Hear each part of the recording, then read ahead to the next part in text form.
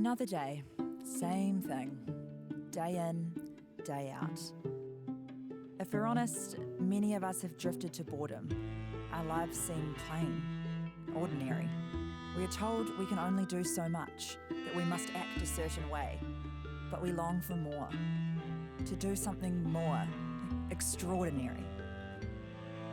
There is only so much we can do on our own, but what if we are called to live beyond ourselves? There is only one question stopping us. Can God use me?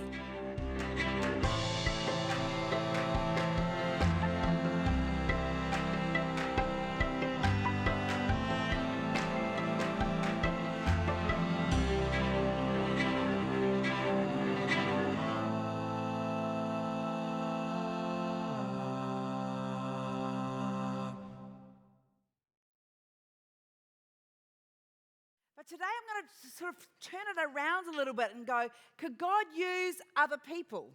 Particularly, can God use people from another generation? Because let's face it, people that are older than ourselves are just annoying. And people that are younger are just irresponsible. Have you ever felt like that? You're looking at me as if to say, what? You know you're like that. How many of you have ever got annoyed by somebody who's older that doesn't get things the way you do?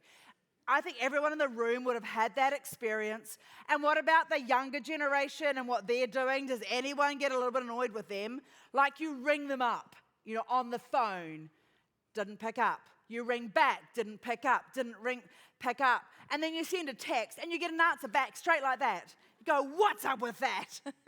It's called a generational gap. We live in the zone having to understand our generations, but we actually see each generation from our own perspective. Now, I'm not talking about a box that says, if you were born in this age, this year, then you are a baby boomer. It's really about things that are a trend.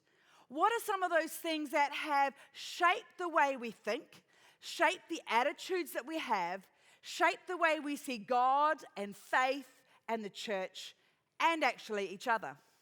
Because we have generational clash happens in our homes regularly. It happens in our extended family. It sure happens in the workplace, and it definitely happens in a church. I know that really shocks you a little bit.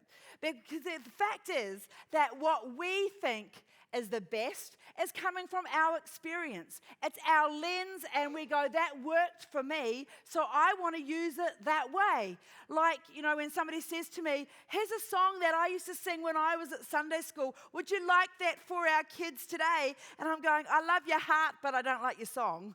But, I try and say it nicely. Sorry if I've offended him. No, but I'm not actually sorry, because we actually need to change. We need to understand that what's happening in this generation is different. Now, you'll notice that some of these generations, the bandwidth of years is quite extensive. When you get down to these other generations, the generational Z and the Alpha generation, which is emerging, those are the kids that are probably under 10 right now, those are getting closer and closer.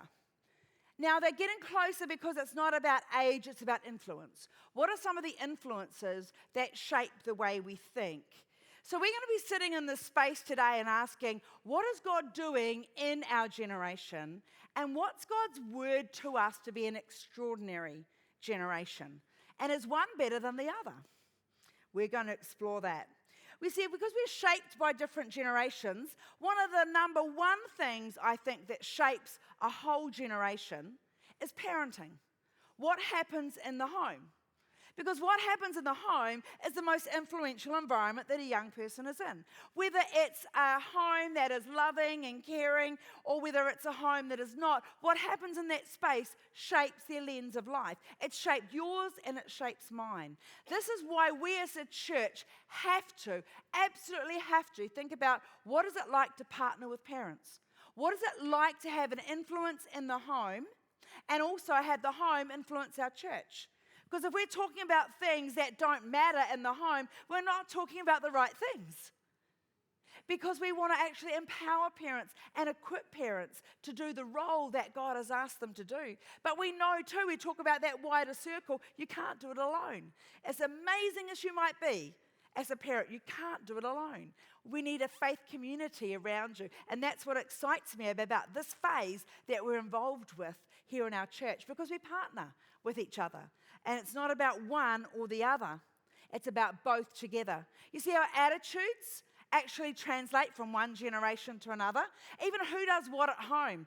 I can remember when Brian and I first got married, just a couple of years ago, and we were having this conversation. You laugh, you're rude. We were having this conversation about who was doing what roles. And I actually came with a lens of what my mum would do, I would do, almost, to that, but Brian could join in on the cooking, because that's not a forte of mine. And so, I said, well, we'll do these roles, and he said, but my family were doing different roles, and we had to have this conversation about what would it look like in our home. This is how we are influenced from one generation to another.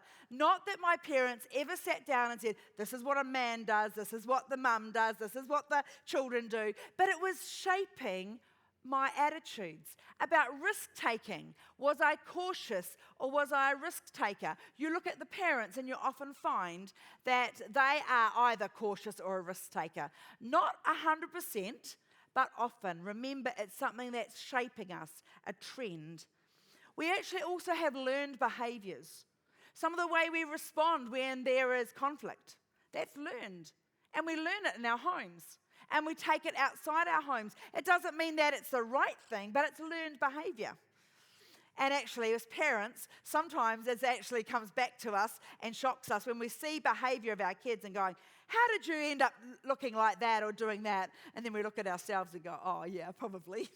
You see, we are influencing in our homes. We influence around our parenting.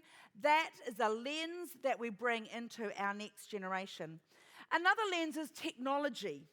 See, every generation has a relationship with technology. Do you remember that dial-up phone? When you had the long cord? Actually, I heard about the builders that have the party line, where you could actually eavesdrop on everybody's phone call because it wasn't public. It wasn't a private line. We get private lines. Do you remember that long cord?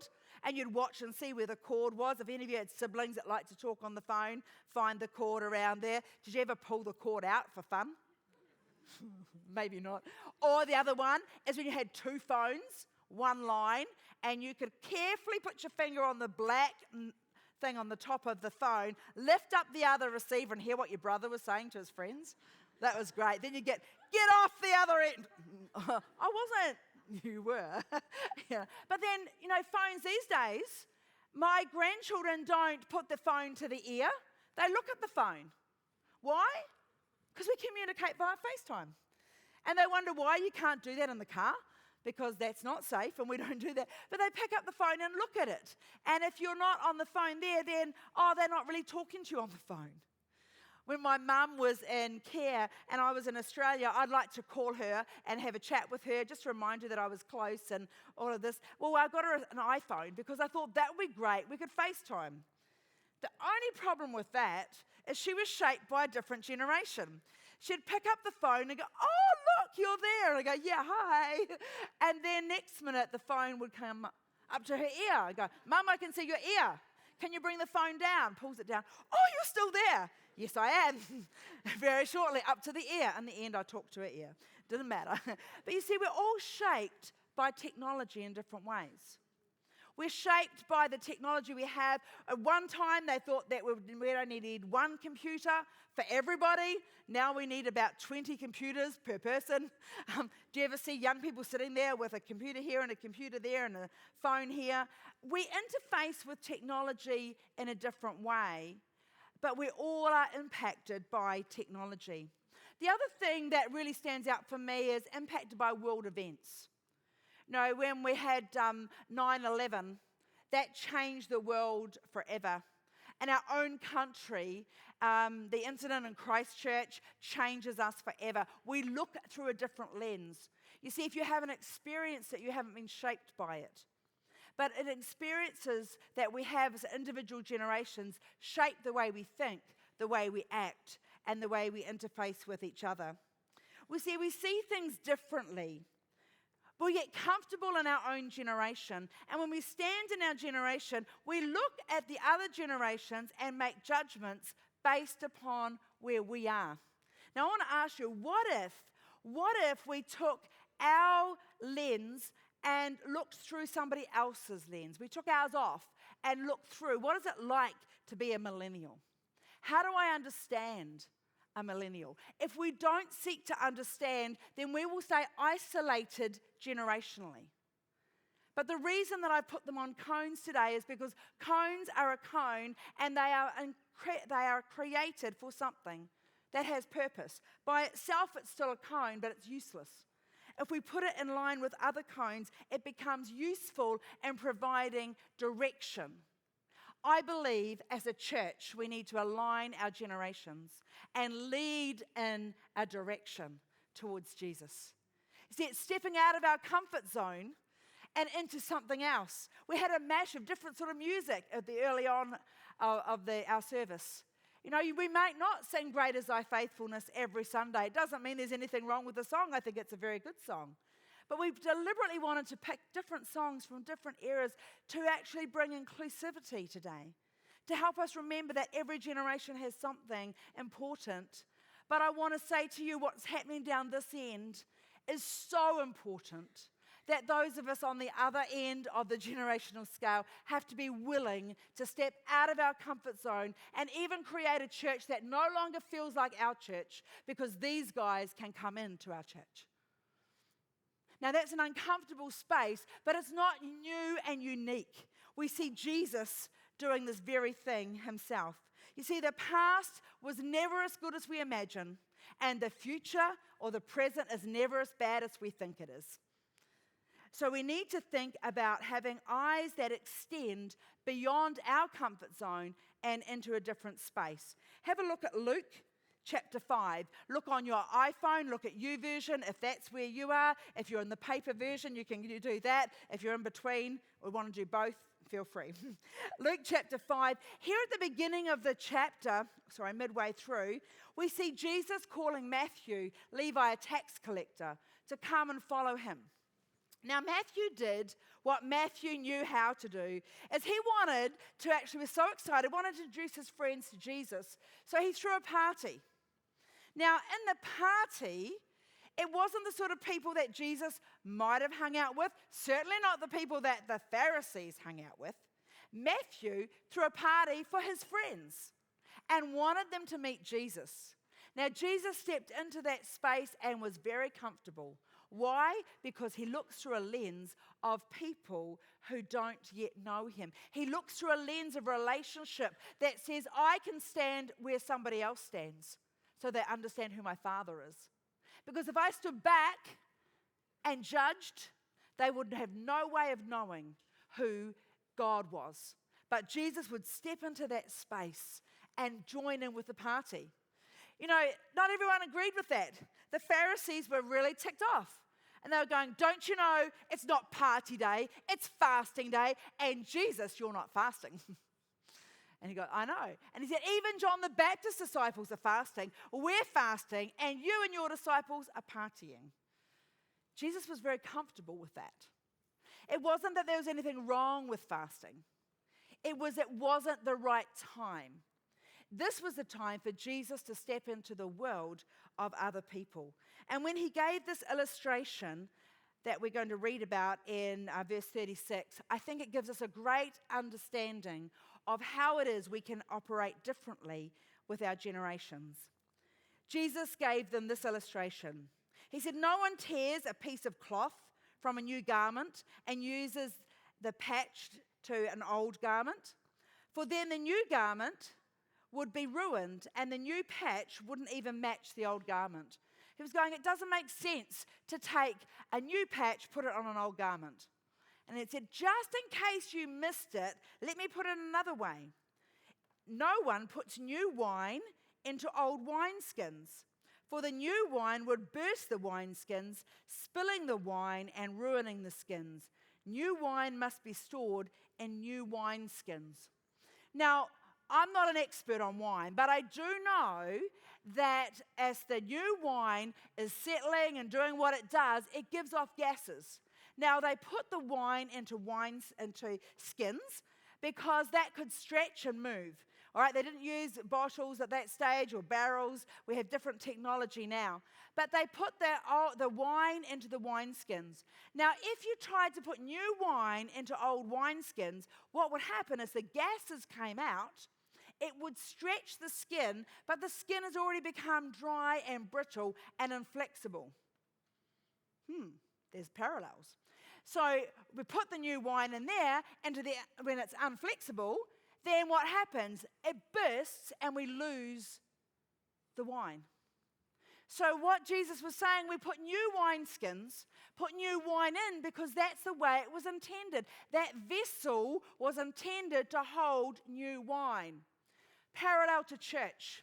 You put new, younger generation into an older generational mindset because it was good for us and we enjoyed it and it was right.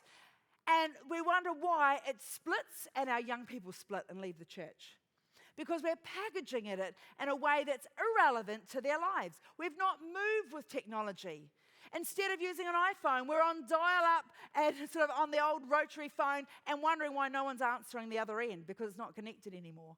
You see, we have to think, what is it like to live outside our generational space? But it doesn't say our generational space was wrong. It just says new wine, new wineskins, old wine, old wineskins, because we grow in the process together. The new wine then ferments and does what it does in the context of what holds it, those wineskins. Let's not lose that picture and hold that one for a little bit, because as we think about that, we think about the way that we interact with different generations. Could it be that we are saying to another generation, I want you to do it my way. I want you to do it my way because it was good and it worked. It may have done, but hello, times have changed. The decades have moved on. And it's hard for us. But I think the key for us today is to understand the generations. So I wanted to help us understand a little bit about what happens along the way. So from those who were born before 1945, have we got anybody in the room born before 1945? Yay, wonderful. You are the builders or the traditionalists or sometimes called the silent generation. But you are actually a generation that was formed and shaped around radio. You grew up being told information and you trusted experts. You didn't question like future generations have done. You're loyal to brands. Now remember, I'm talking generalization here. You might go, that's not me. I'm going, it's okay. This is a generalization of the mindset of a builder. You were shaped by the Great Depression. So this is where we get the phrase, waste not, want not. You use everything that you can to the nth degree. You try and keep it working longer. You repair, you don't throw out. Those are those sort of things that shape this generation. World War II shaped this generation. Not wanting to complain, you stick together. It wasn't about what I want, it's about the good of all.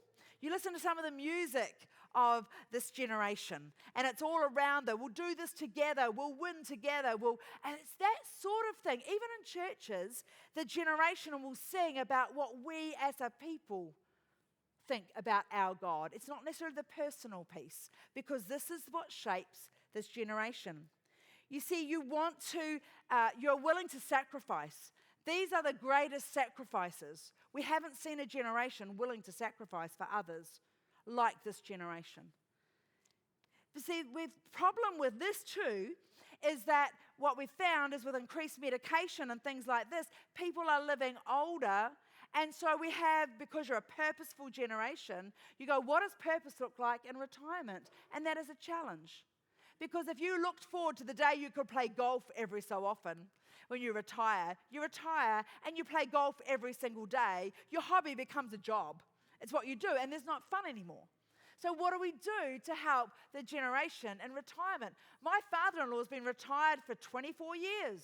I'm going, well, that seems like forever, and I tell him that too. But the fact is, you see, I think as a church we need to help this generation know you still have a purpose.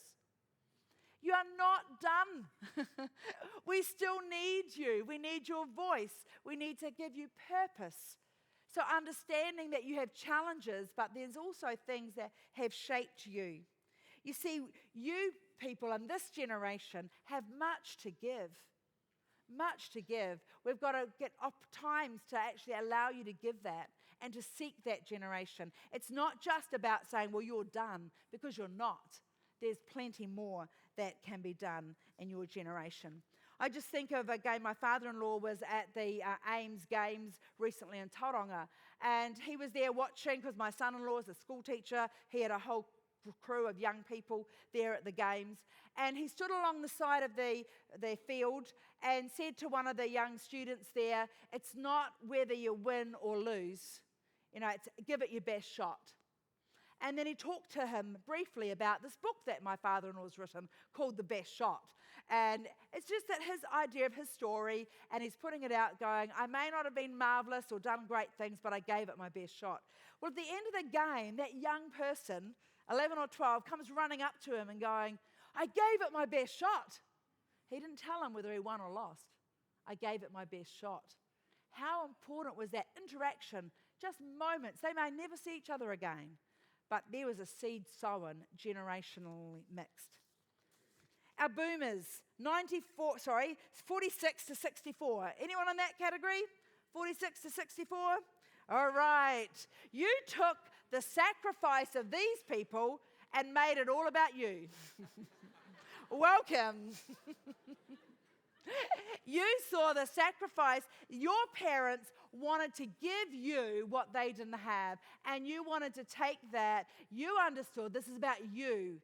You wanted to make the choices about you. You were the TV influence generation, because these people had to imagine the picture described. This generation, you were given the picture through TV. But the win for you in this generation is that you understood that God wants a personal relationship. It wasn't about just the corporate doing things together, and this is what God wants. He wants a personal relationship. This understanding has been pivotal for the other generations to follow. You were shaped by music too. The Beach Boys entered in a new phase of you can have fun on the beach and redefine social life, redefine leisure. The content that you want to receive is really about the marketing people will try and sell you on something, but you're weighing it up for yourself. This generation listened and just took it on board. This generation, more likely to question a little bit.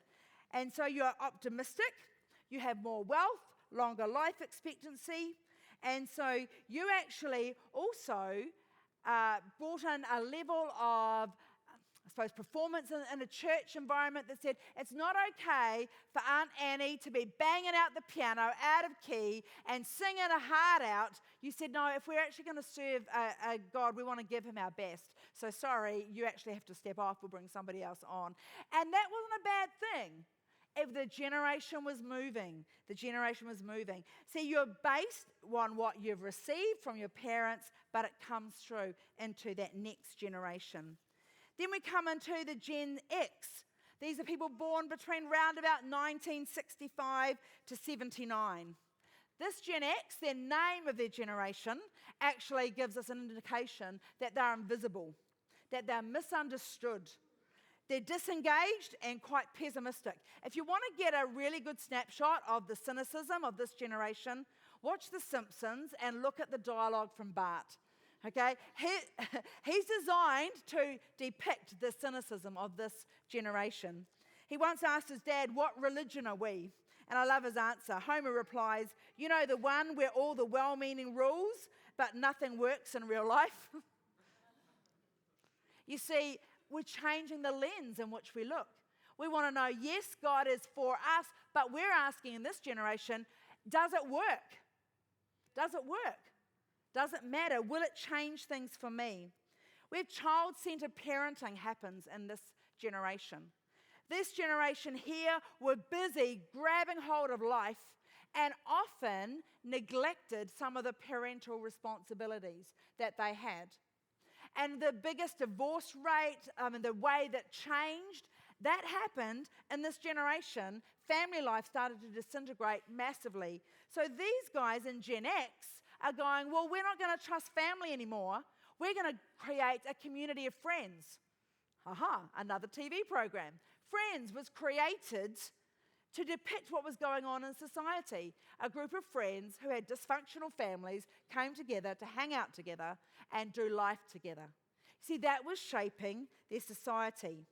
They discovered here in this generation that we move into friendships because we can choose and then we can walk away from them as well. We choose whether we're going to come to church. If it works for us, we stay. If it doesn't, we go. That's just how we do life. You see, it changed. We look around and we see that other religions are out there. The world's becoming smaller because there are more things, more access to the world we have. We just don't get one or two radio stations or a TV channel. We have more access is happening in this generation. You see, this generation here, there we are, right, yep. So they are parenting differently because this generation want more absent. These ones are more present and often over-present, okay, in the life of kids. And so this will affect the next generation. You see, as we come down the millennials, Gen Y, they are 1980 to 1994, around about there. Who are our millennials here this morning? Yay, great. Millennials love attention. They are the most photographed generation. Why? Because we now have digital cameras. Do you remember the time when you got a 28 film or a 36 and you paid a lot more money and even color, but then you put it in to be processing, waited a few days, got it back, and then found only 2 photographs worked? This generation with digital photography, that changed everything for us. More of things were going online. They're a wanted generation. This generation X want their kids, they want relationship with their kids because they didn't have it previously. Again, it's a trend. But what we find here is that these guys have a good relationship, Gen X and Gen Y, parent to child. But we want to keep working that. We want to know that they have what shapes their environment, what shapes them is their consumerism. They will pick and choose what they will buy. They want to find it for themselves. That's a really good insight into our generation. They don't want to be told, they want to discover it. So if we're savvy, we'll help them discover it, not just tell them. We have delayed adulthood, where kids move home about 3 times. You say, see ya. They take a lot of stuff from your home. They go out, go flatting, come back. What happened to your stuff? You don't know. They come move back in. They move out, take some stuff with you. And you go, what's this? I've got 2 down, 1 to go. No. But the fact is that young people come in and out. We're at universities longer because education matters in a different way than what it did in previous generations. It's more accessible. But we also know that this generation suffer from things like depression in ways that we didn't know before. That they suffer with suicidal thoughts. And if you look at the most activity that happens on the web at night, it's around these dark things. Where is the church? Where is the church? Are we putting things online so people can see there is hope? Where are we responding to the needs of our generation? You see, we need to be thinking things in a different way. See, we've got our Gen Z, and so there's a 1995 to 2010. Some of you have those people in your homes or in your extended family. They have a very global lens of life. The world is a small place. Something can happen on the other side of the world and they know about it instantly. But they don't have the filter necessarily that we have. They have so much information given to them. You see, in Generation Alpha is coming in behind. We're actually looking at some of the trends right now. This is why we as a church need to be around these young people, understanding what's influencing them and responding in a gospel that matters and matches where they're at. We can't be doing things the way we used to do them because this generation is not the same as they used to be. The message is the same, but the way we deliver it is very different. You see, we have indications that these guys are going to go back into a way of being very frugal with their resources, understanding the impact of our choices on our world. They're going to be calling us to attention. But you see, this is the generations working in with each other, listening to each other, learning from each other, and not dismissing or rejecting another generation because they don't match the way we have been. They don't match our experience. Now, there's a plot twist at the end of the verses that I read before. I didn't read verse 39, so dive back in to Luke 5:39. And here it says, just after we've read, new wine must be stored in new wineskins, but no one who drinks the old wine seems to want the new wine. The old is just fine, they say. Other translations say, once you've tasted the old wine, you don't want to taste the new wine again, because the old wine is good. I want you to understand that the old wine is good, where God has proved his faithfulness over and over and over and over again. That is good, and those stories must be told. Those stories must be told over and over again, but not to be restricted in there, but to be able to step in and say, bring new wine out of me, God. Help me to see the world in a different place, in a different way. Help me to understand what these guys see and to be relevant to them, to be a champion for them. If we're going to be a church that makes a difference, we've got to step out of our comfort zone and into a zone that maybe we don't feel as comfy in. But if we look and see others like Jesus sees them, that changes things. Everybody needs somebody who sees them like Jesus does. What if we saw our neighbors like Jesus does? What if we saw the choices of young people like Jesus does? He doesn't dismiss them. He doesn't disqualify them, but he moves into that world and hangs with them. I love hearing the stories from young people. Some of them break my heart, particularly when I'm talking to our youth. And go, seriously? These are some of the things you face? But my God is real and relevant for them just as he is for me. But if I want to be a person who's connected, I have to be willing to step out of my generation and join the generations and being extraordinary. And this is the church I want to be part of, is a church that is willing to say, we're going to do things differently because this generation need us to, because they need to taste the mature wine.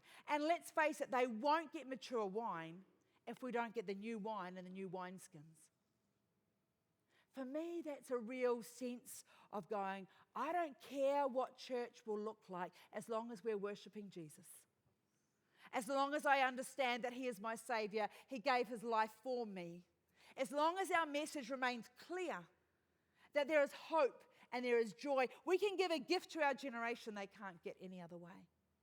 But never let us forget the old wine. That old wine is good wine. We have good stories to tell, and we need to find opportunities for that to happen in this generation.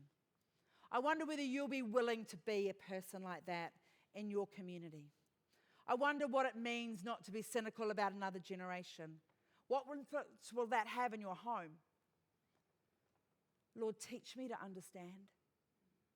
Lord, show me to see what you see.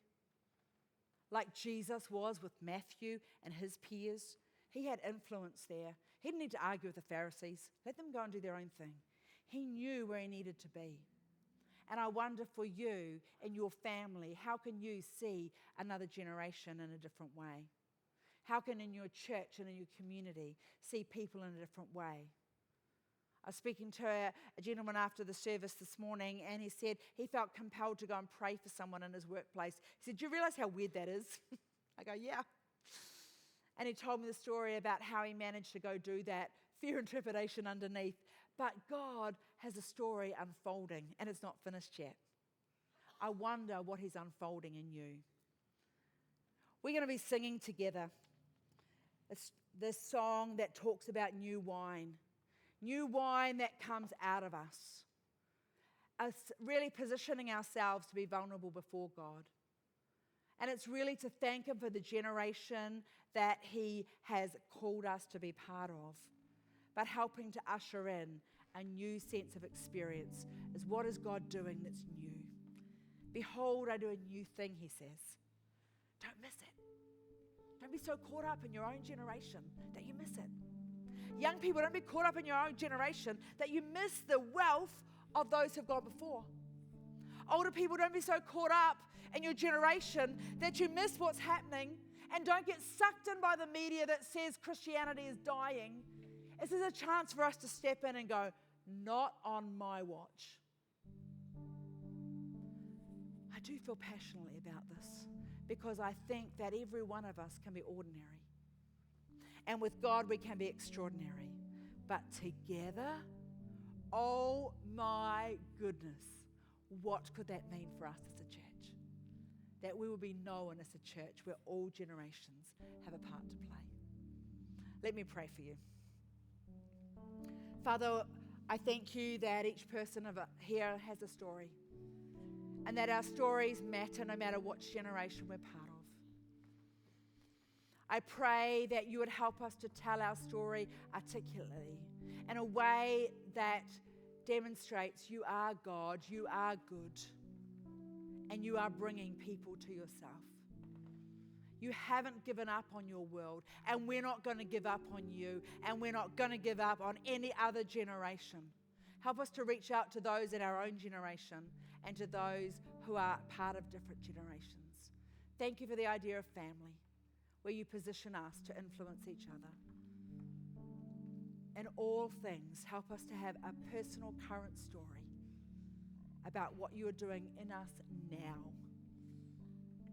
that makes it so compelling that we would follow you and trust you in everything. Jesus, you are Lord. You are good. You are faithful, but our story isn't written yet. It's still in progress. And I thank you that you're there in our future as well as our past, and you're leading us. Give us ears to hear and courage to respond yes to whatever you ask of us. In your mighty name we pray. Amen.